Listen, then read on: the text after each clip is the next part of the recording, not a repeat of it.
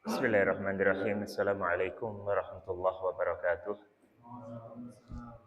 Innal hamdalillah nahmaduhu wa nasta'inuhu wa nastaghfiruh wa na'udzu billahi min syururi anfusina wa min sayyiati a'malina. May yahdihillahu fala mudhillalah wa man yudlil fala hadiyalah. Asyhadu an la ilaha illallah wahdahu la syarikalah wa asyhadu anna Muhammadan abduhu wa rasuluh sallallahu alaihi wa ala alihi wa ashabihi wa man tabi'ahum bi ihsanin ila yaumiddin amma ba'du. Rabbi shrah li sadri wa yassir li amri wahlul 'uqdatam min lisani yafqahu qawli. Allahumma faqihna fid din wa 'allimna ta'wil. Para jamaah sekalian, alhamdulillah kita bersyukur kepada Allah atas segala limpahan nikmat yang Allah curahkan kepada kita, sehingga pada kesempatan malam hari yang baik serta malam hari yang berkah ini Allah Subhanahu wa taala masih memberikan kemudahan-kemudahannya kepada kita dalam rangka menjalankan kewajiban-kewajiban kita sebagai seorang hamba Allah yang kita disuruh untuk menyembah hanya kepada Allah Azza wa Jalla. Wa ma khalaqtul jinna wal insa illa liya'budun. Tidaklah aku menciptakan jin dan manusia, kata Allah, melainkan agar mereka menyembah hanya kepadaku saja.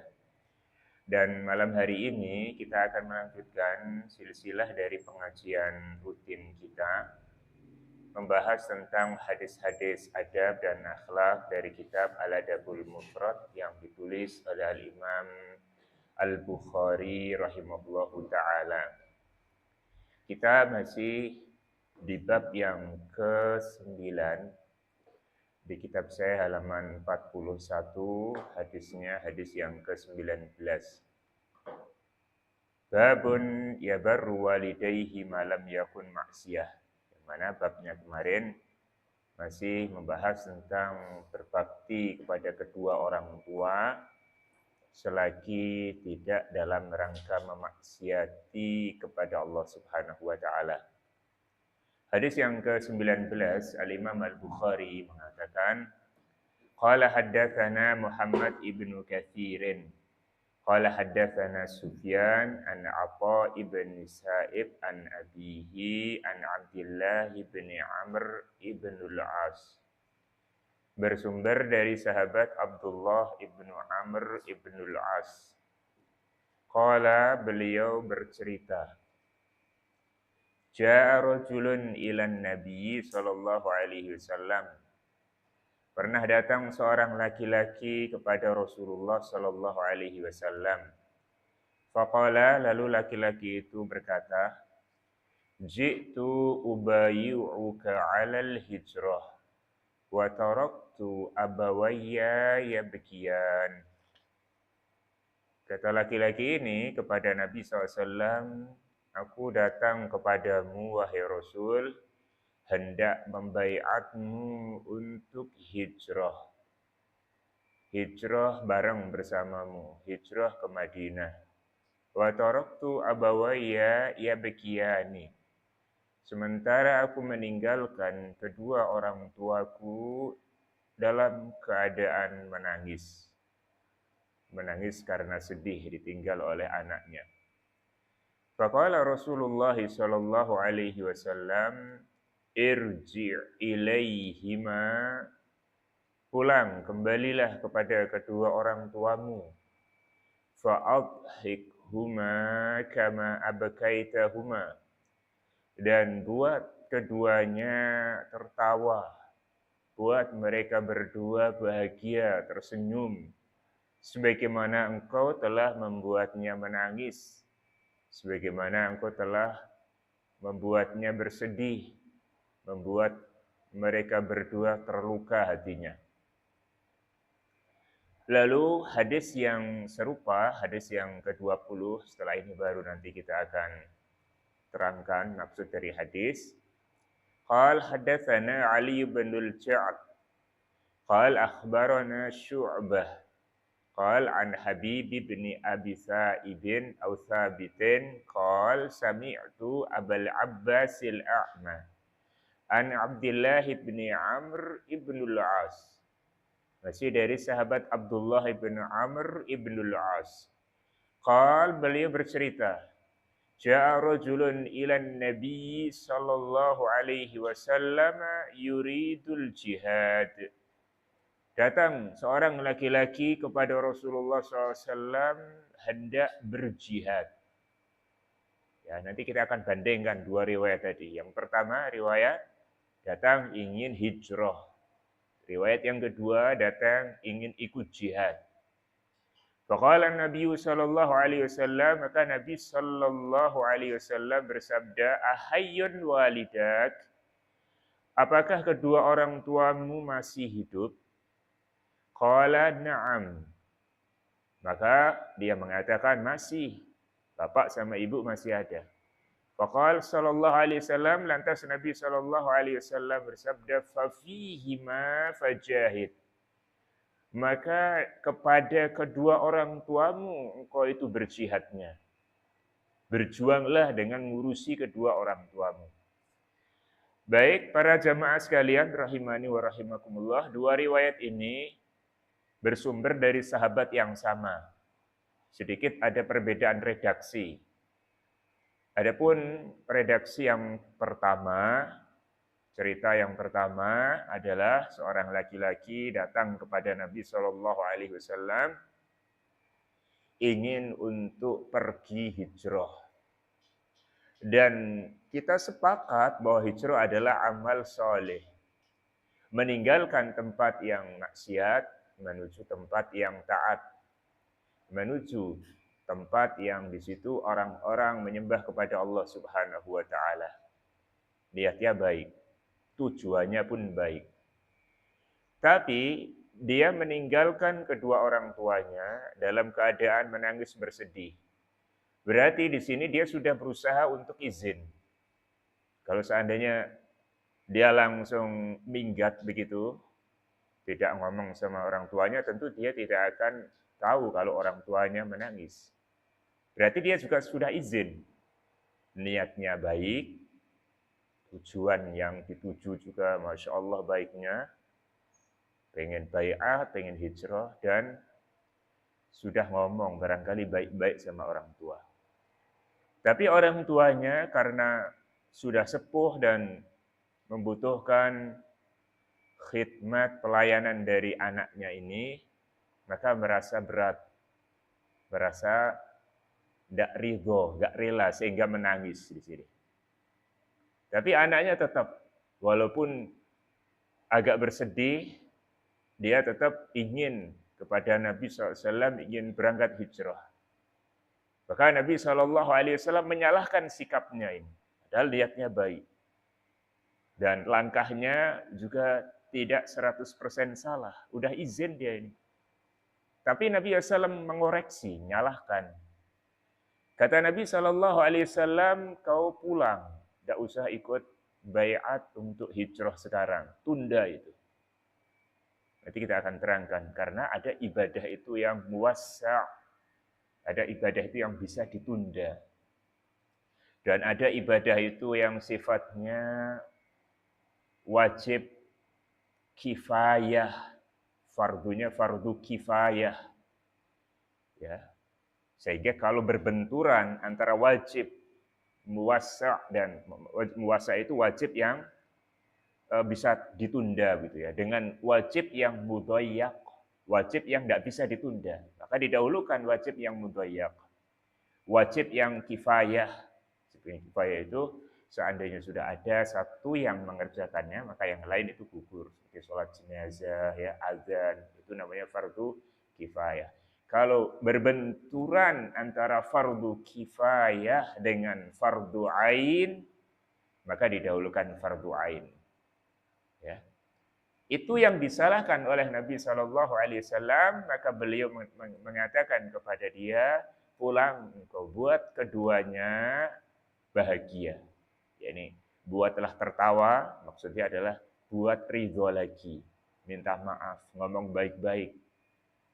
Ya, bahagiakan kedua orang tuamu selagi masih ada kesempatan, sebagaimana engkau telah membuat keduanya menangis, membuat keduanya terluka hatinya, membuat keduanya bersedih. Di riwayat yang kedua, Riwayat yang kedua tadi, laki-laki ini datang ingin jihad.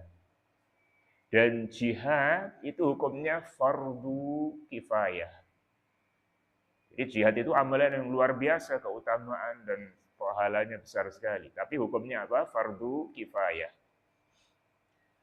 Nah, fardu kifayah seperti yang tadi kita sampaikan, sementara berbakti dengan kedua orang tua itu adalah fardu ain. Apabila berbenturan fardu kifayah dengan fardu ain, maka didahulukan fardu ain. Ya. Karena jihad masih ada orang-orang lain yang bisa mewakili. Jadi seandainya laki-laki ini tidak ikut jihad, kaum muslimin itu sudah ada. Beberapa orang sudah cukup gitu. Sementara kalau seandainya dia ikut, tidak ada yang ngurusi orang tuanya. Nah ini, dari sini penting para jamaah sekalian, kita itu memahami tentang fikih aulawiyah, skala prioritas. Kita prioritaskan yang mana ini? Dan para ulama mengatakan seorang yang alim, seorang yang faqih, itu bukan hanya sekedar tahu ini baik dan itu buruk. Tapi orang yang alim, yang faqih, yang berilmu, itu adalah seorang yang tahu dari kebaikan-kebaikan mana yang terbaik, skala prioritasnya. Banyak kebaikan-kebaikan, tapi harus dia ketahui yang paling tinggi kebaikannya itu mana. Contoh mudah misalkan, kalau misalkan kegiatan kita ini pengajian. Pengajian ini adalah kebaikan, ketaatan. Kemudian mungkin pas saat jadwal pengajian itu juga mungkin ada agenda-agenda lain. Mungkin agendanya baik juga. Diajak teman untuk mungkin berkunjung atau jenguk orang sakit. Ya semua baik. Ini kan baik semuanya. Menjenguk teman sakit di rumah sakit. Baik.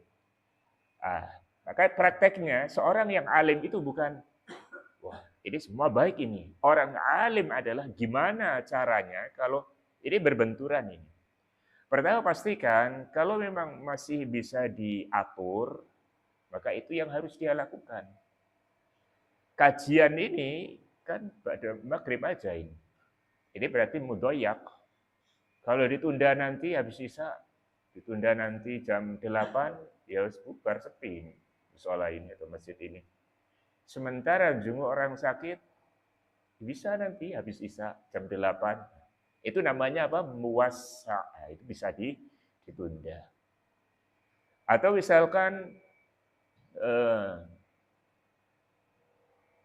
kita misalkan punya urusan apa begitu ya dengan pekerjaan kita, kemudian kita juga ada urusan dengan orang tua ya. Kita pekerjaan dengan orang tua itu nanti kaitannya dengan ini. Apakah itu kewajiban-kewajiban yang kifayah ataukah kewajiban-kewajiban yang ain. Maka seorang yang alim harus paham dalam masalah itu.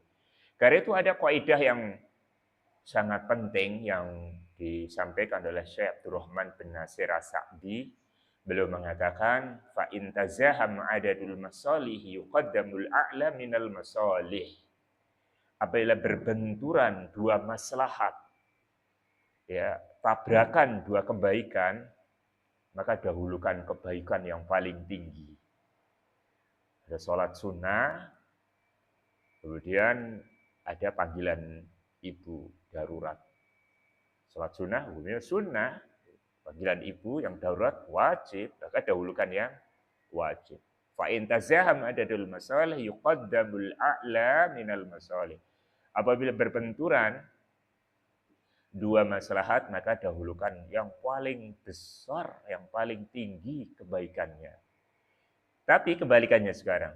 Wadidduhu tazahumul mafasidi yurtakabul adna minal mafasidi. Apabila berbenturan dua kerusakan, dua mafsadah. Artinya maju kena pelanggaran ini, mundur pun kena pelanggaran. Mau melakukan ini juga terlarang, mau meninggalkan juga terlarang. Ini dilema nih. Sekarang ini kita juga kadang mengalami masa-masa sulit. Maju kena, mundur kena. Maka bagaimana caranya? Para ulama mengatakan, maka tempuh. Jadi bukan diam, dia mengerjakan yang ringan mafsadahnya. Misalkan kalau seandainya ada seorang ikhwan, seorang laki-laki yang mungkin ketika dia jalan melihat ada seorang wanita mungkin jatuh dari motor. Nggak ada ya, dia mungkin terluka gitu kan ya. Sekarang kalau seandainya dia tolong, mungkin dia pegang, mungkin dia berduaan, itu kan mafsadah, artinya bisa jadi fitnah nanti. Tapi kalau nggak ditolong, ini bisa jadi nanti dia semakin parah, apalagi kalau nggak ada orang lain, cuma dia sendiri. Maka dalam keadaan seperti ini, dia pilih yang paling minim mafsadahnya dengan tetap menjaga. Ya dia dekati, dia tolong dengan tetap menjaga. Seorang wanita misalkan ketika dia sakit, dia berusaha untuk mencari pengobatan, dokter-dokter yang perempuan tidak ada. Sementara sakit ini butuh untuk diobati. Dia kalau berobat ke laki-laki, berobat ke laki-laki nanti bisa jadi uh, nanti harus menyingkap mungkin sebagian anggota auratnya. Ini kan mafsadah ini, berobat ke laki-laki mafsadah. Kalau nggak berobat, lebih parah mafsadahnya. Nah, ini kan maju kena, mundur kena. Bagaimana sikapnya? Ya pilih yang paling kecil mafsadahnya dengan tetap menjaga. Nah, dia dalam kondisi darurat boleh berobat, tapi tetap berusaha menjaga dan menghindar dari fitnah-fitnah yang ada. Nah, kisah ini memberikan pelajaran bahwasanya birrul walidain itu hukumnya fardu ain, wajib ain. Bukan fardu kifayah. Jadi harus difahami ya, birrul walidain itu fardu ain bukan fardu kifayah. Artinya, orang tua, bapak ibu mungkin punya 3 anak. Punya 3 anak. Nah, ketika kedua orang tuanya itu sudah butuh dari ekonomi, dari pelayanannya, ada satu anak yang menghandle semua. Maka jangan sampai 2 anak ini menganggap, wis cukup, anak kakak sudah menghandle, sudah ngasih bulanan, sudah ngerawat. Dikira bahwasanya birrul walidain itu fardu kifayah. Kakak saya sudah ngerawat, berarti saya sudah nggak ada kewajiban. Bukan fardu kifayah. Tapi birrul walidain itu fardu ain. Walaupun kakaknya sudah ngerawat, ya mungkin sudah ngasih biaya, bikin begini, tetap nanti yang lain dari anak-anak yang lain, dari saudara-saudara dari kakak ini juga wajib semampunya untuk berusaha birrul walidain. Kalau dia mampu dengan harta, dengan harta. Kalau dia mampunya dengan kunjungan yang intens, yang sering, maka dia bisa sering mengunjungi. Kalau dia bisa tinggal merawat bareng di situ, maka dia bisa memberikan birrul walidain dengan cara merawatnya. Yang terpenting adalah pahami bahwa birrul walidain itu fardu ain.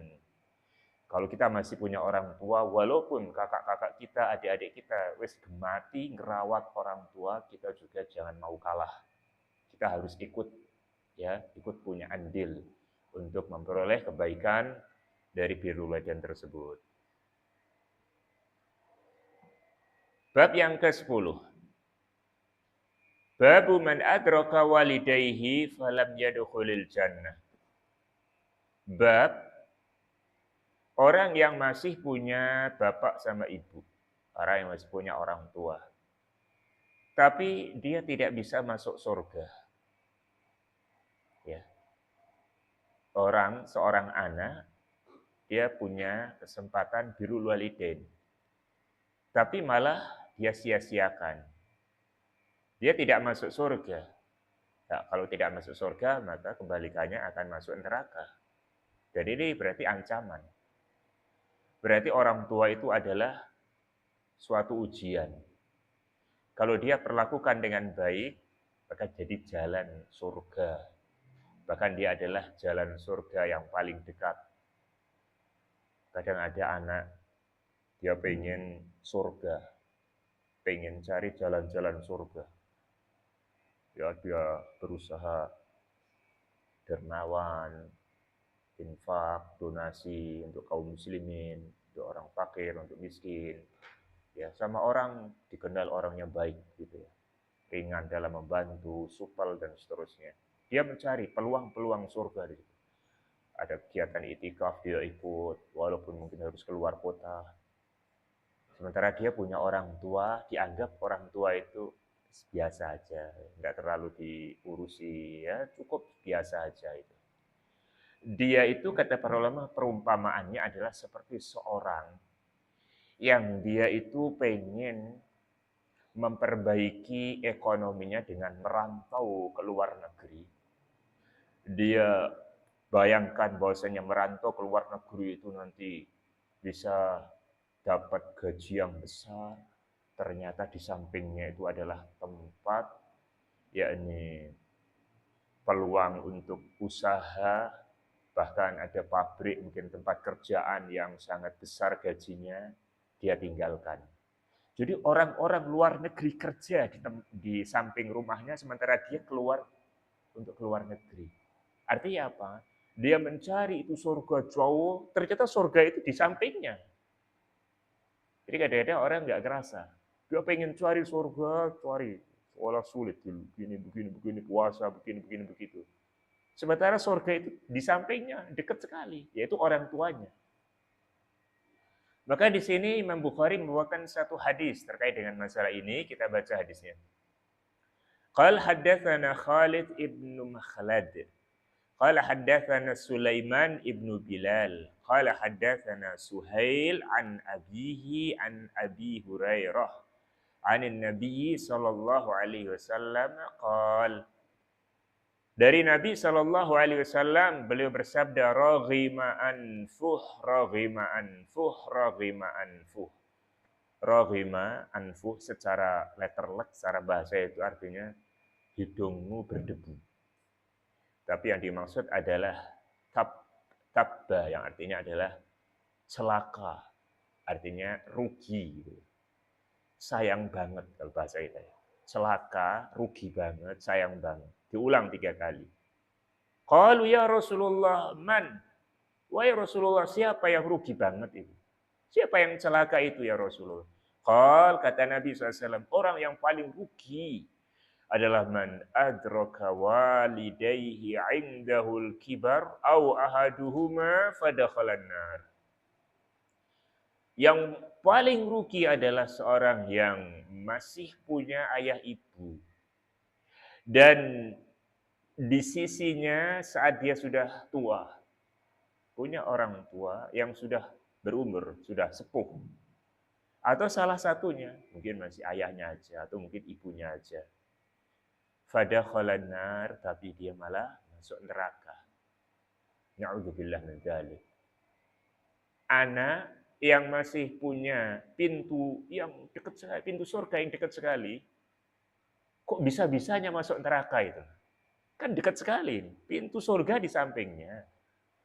Tapi malah dia masuk neraka. Maka celaka, rugi sekali kata Nabi SAW. Betapa banyak orang-orang itu sangat menginginkan ada pintu surga yang paling dekat, yaitu orang tuanya. Tapi orang tua sudah gak ada.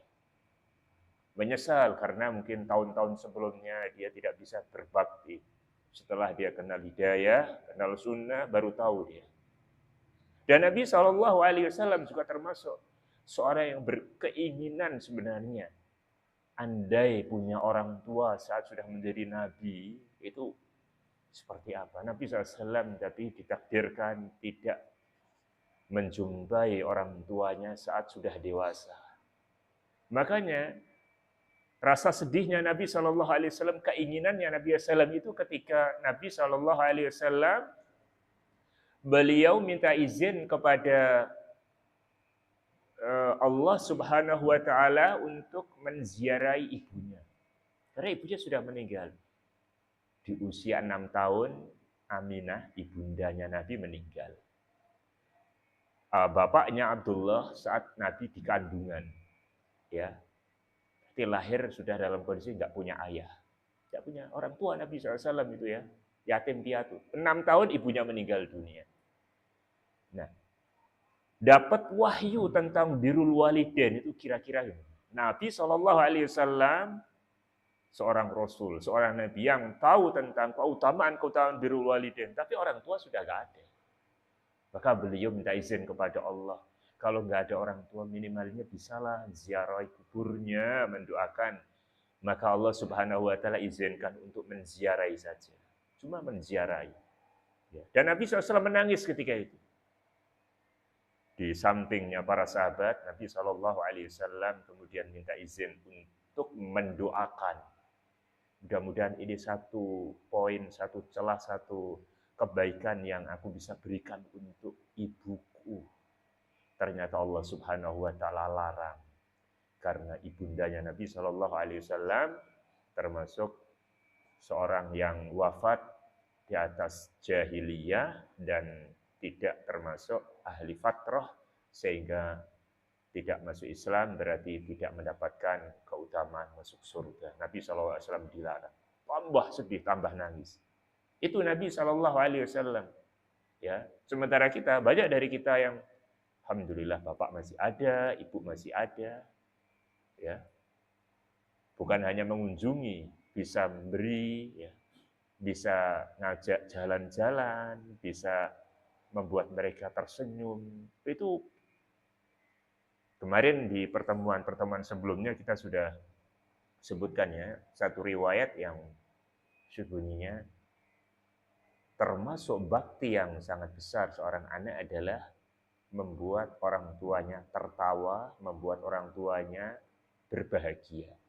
Itu adalah salah satu birrul walidain. Anak misalkan tahu ya, anak apa ayahnya atau ibunya itu senangnya mungkin suka sama sate misalkan. Ya, diajak ke warung sate, terus orang tuanya, ayahnya senang, senyum. Wah, itu rasa subhanallah bangga. Kita sebagai anak itu ngerasa pertama bahagia. Karena ngasih orang itu justru yang paling bahagia adalah yang ngasih. Orang kadang-kadang yang bahagia itu yang dikasih. Tapi enggak, sebenarnya yang ngasih itu yang bahagia. Memang berat sih. Awalnya karena setan kan gandoli. Susah itu mau berbagi. Tapi kalau sudah ngasih, ini ya. Terus yang diberi itu mengucapkan, jazakallah khair, Masya Allah, mudah-mudahan nanti rezekinya dilancarkan, diberkahi. Mudah-mudahan Bapak nanti cepat bisa haji, cepat bisa umroh. Itu wah bahagianya, Masya Allah. Al-yadul ulya khairun minal yadis sufla.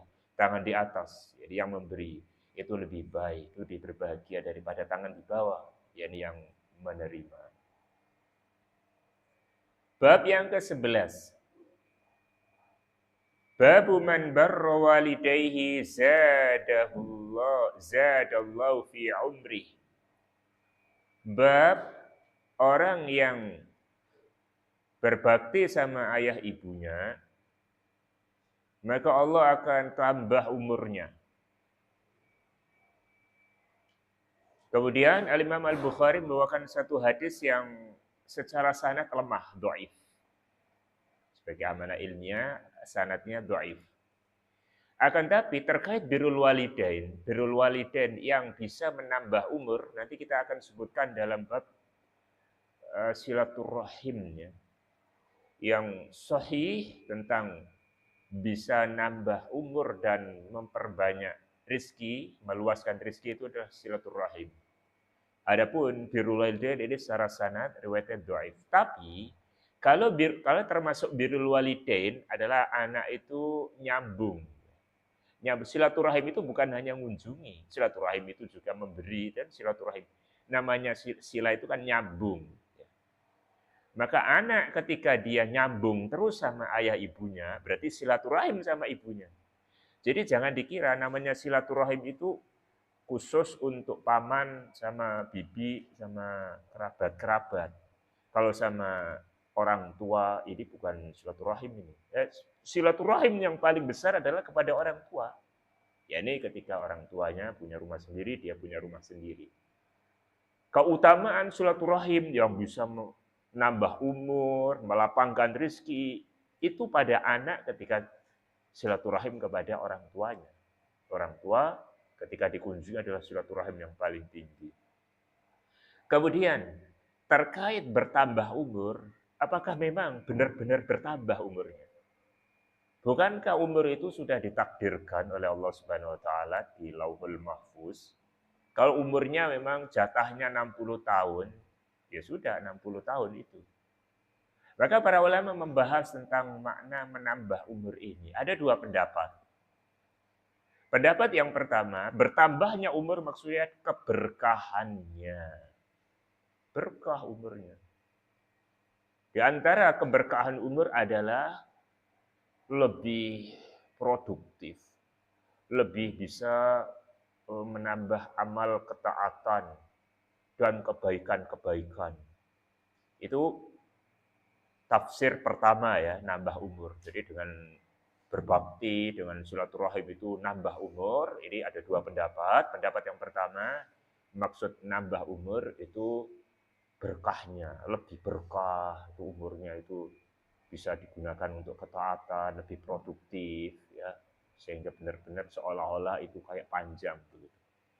Makna yang kedua adalah bertambah umur secara hakiki, benar-benar bertambah. Tapi para ulama ketika menerangkan tafsir yang kedua itu, karena takdir itu ada yang di Lauhul Mahfuz dan ada yang di tangan malaikat, yakni yang ada di Lauhul Mahfuz itu tidak mungkin berubah. Tapi yang ada di tangan malaikat, yakni yang ditulis oleh malaikat, karena Allah Subhanahu wa taala juga mewakilkan kepada malaikat ketika seorang anak itu sudah mulai bernyawa di dalam perut ibu pada umur 4 bulan untuk ditulis takdirnya nanti tentang umurnya, ya, tentang nanti jadi orang baik atau orang buruk. Nah, kata para ulama, takdir yang di tangan malaikat ini maka bisa berubah. Adapun takdir yang di Lauhul Mahfuz itu seolah-olah begini. Cara pendekatannya, fulan ini takdirnya umur 63 tahun.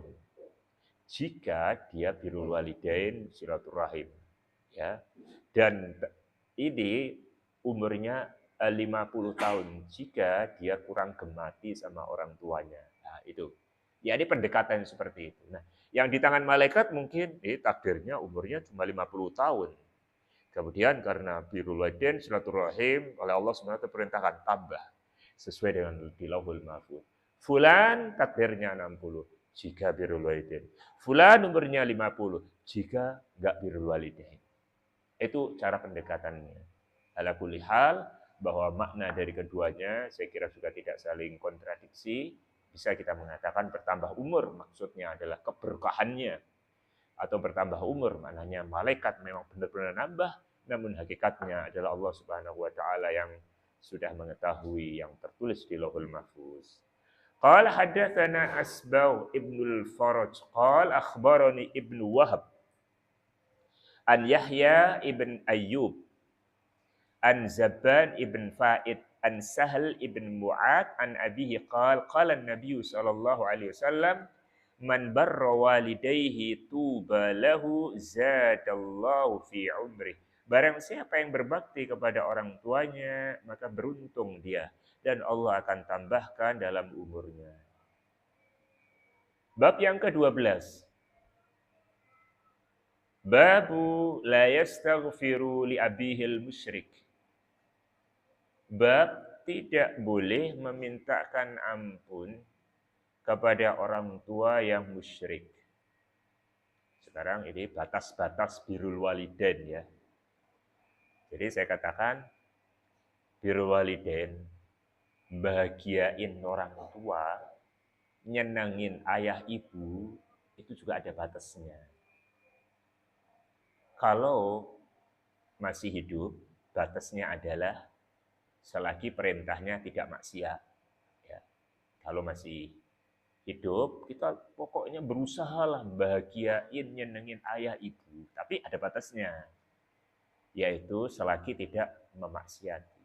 Nah, kalau misalkan orang tua itu senangnya anaknya melakukan kesyirikan, ya, meninggalkan kewajiban-kewajiban, ya, penampilannya jangan penampilan-penampilan yang syar'i, ya, nggak suka kalau anak saya pakai jilbab.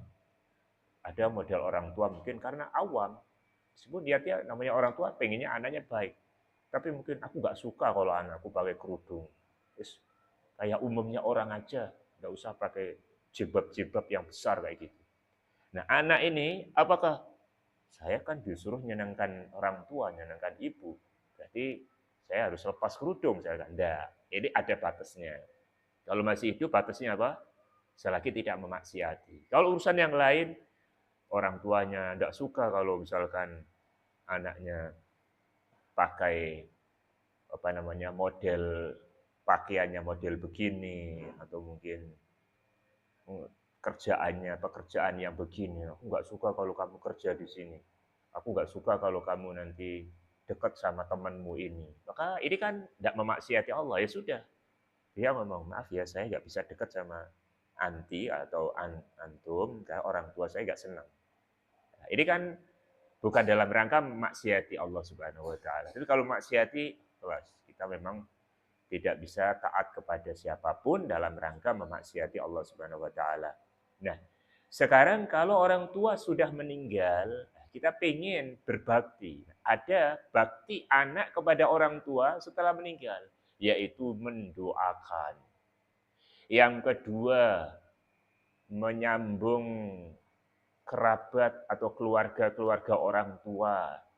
Yang ketiga, menyambung teman-teman dekatnya orang tua. Jadi tetap bakti setelah meninggal itu ada gitu loh. Saya ulang, bakti anak ketika orang tua sudah meninggal, pertama mendoakan. Yang kedua, menyambung keluarga-keluarga dari orang tua. Yang ketiga, menyambung juga teman-teman dekat, sahabat-sahabat dekatnya orang tua yang sudah meninggal tadi. Yang keempat, menjaga nama baik orang tua. Dengan anak tersebut tidak melakukan kemaksiatan-kemaksiatan. Nah sekarang, dari empat ini, di antara empat ini, tentu ini bukan pembatasan.